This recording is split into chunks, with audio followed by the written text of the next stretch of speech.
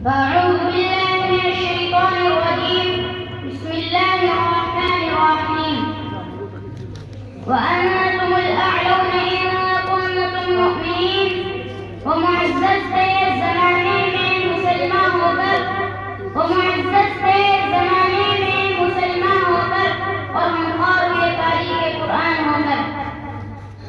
محترم بزرگوں اور دوستوں، آج میری گفتگو کا موضوع مسلمانوں کی تباہی اور اس کا علاج ہے. آئیں اس موضوع کے تحت ہم اپنی شاندار بازی پر ایک نظر ڈال کر مستقبل تعمیر اور ترقی کے سامان تلاش کریں. قرآن کریم میں رب ذوالجلال کا ارشاد ہے وَأَنْتُمُ الْأَعْلَوْنَ إِن كُنتُم مُؤْمِنِينَ، کہ تم ہی سر بلند رہو گے اگر تم مومن ہو. یہ ارشاد داری ہماری پوری تاریخ کا اختصار ہے اور اسی میں ہماری ترقی کا راز منمل ہے.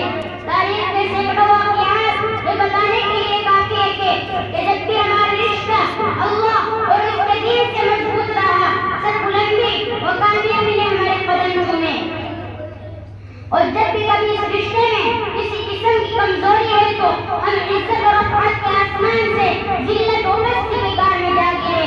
تاریخ ہمارے سامنے جنگ بدر کی مثال پیش کرتی ہے.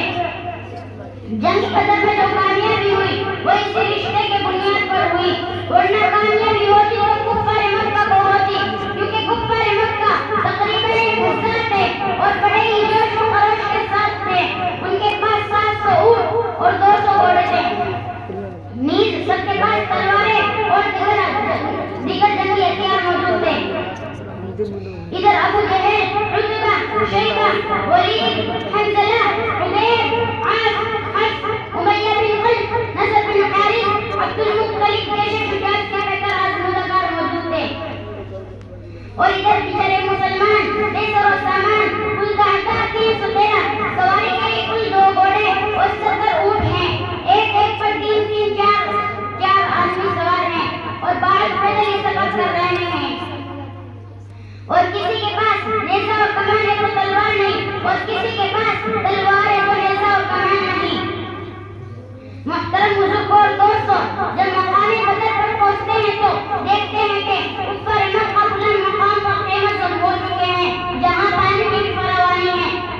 بیچارے مسلمانوں کو سست اور ریتیلی زمین پر قیمت ہونا پڑا، ایسی جگہ پر کہ کسی کو پیاس لگے تو ایک گھونٹ پانی پینے کو نہ ملے. الغرض جنگ کے اندر جتنے اسباب اور جتنی چیزوں کی ضرورت پڑتی ہے وہ سب کفار مکہ کو حاصل تھی، لیکن جب لڑائی شروع ہوتی ہے تو کفار مکہ گاجر مولے کی طرح کاٹے جاتے ہیں.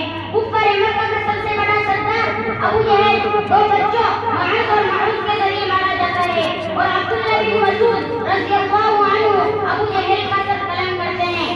مسلمانوں، آپ جانتے ہو کہ عبداللہ بن مسعود رضی اللہ عنہ کون ہیں؟